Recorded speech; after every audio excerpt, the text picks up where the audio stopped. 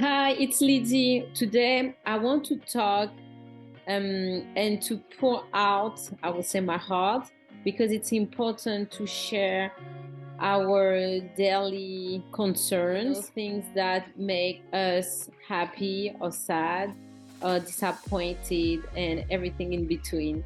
So today, not necessarily just today, but I think that a couple of months ago, I've been thinking about it. I've been thinking about what is the purpose, what is the things that I want for my children. I have two sons, Benjamin and Andrew.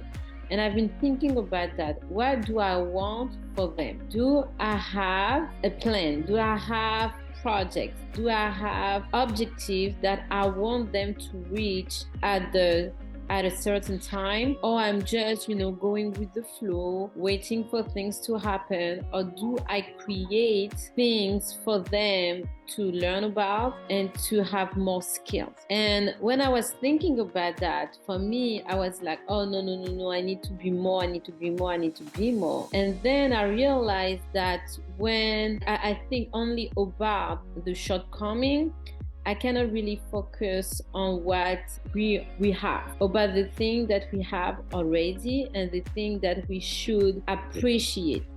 So, for example, I noticed that Benjamin is reading more and more and is getting better at math. And Andrew knows now how important it is to not be angry and to talk and to disagree appropriately. So those were objectives that I had for them because I don't want to deal with tantrum. I don't want to deal with tears and everything. Parenting is hard, but it should not be that hard. So, I've been training them and I can see the improvement.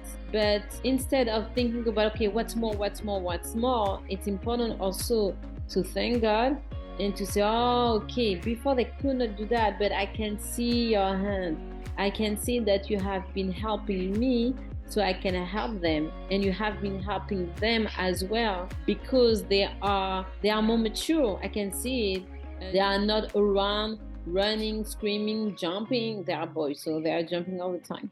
But they're not doing it as much. They know that when it's time to pray, you have to kneel down, you have to close your eyes, you have to be focused, and you have to share things that you want God to help you with, and you have to be caring, to ask God to bless people.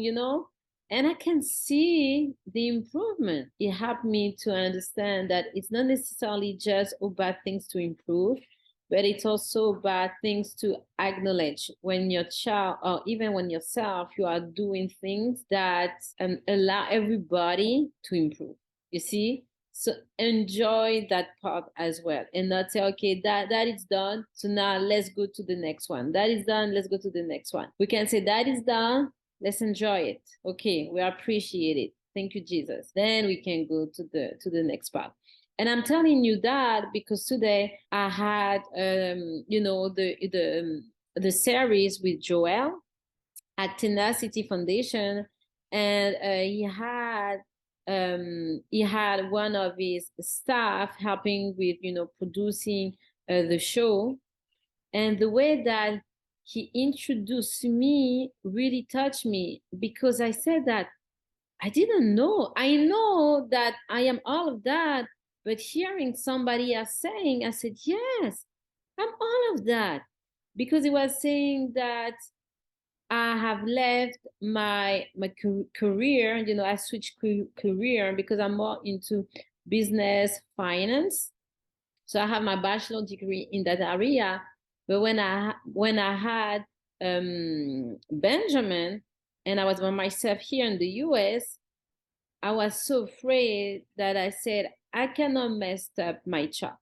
I remember reading a book, and in that book, they say that there is not unwanted child, but only unprepared parents. And when I read that, he struck me. And I say, yes, yes.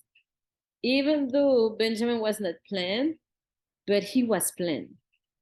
But I wasn't prepared.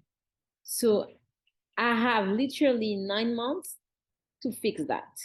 And that's why I am now all about early childhood because I want my children to have the best. And I know that many parents do not have the luxury to learn everything about early childhood to help their children. And that's why I have my channel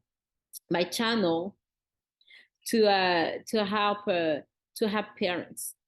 And it's important, it's important when you see a little improvement, not to focus, okay, what's next, but to enjoy that little improvement. And that's why I wanted to make that video.